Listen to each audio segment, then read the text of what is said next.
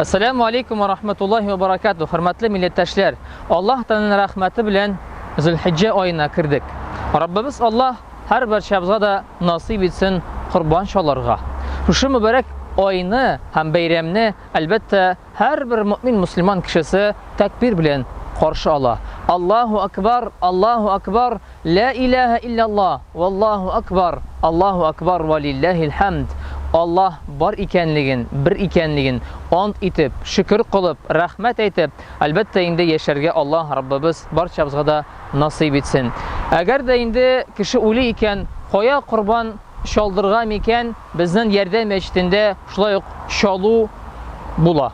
Hem Allah'ın rahmetiyle mümin, Müslüman kişisi şu itlerini kimge bileyim deyip sıra koysa, şulayık yerden fonduna elbette indi müracaat etip bula, şu itlerini epkilip bula, muhtaçlarga, zayıflarga, kurmaşı din kardeşlerge şulayık biz onu taratacakbız.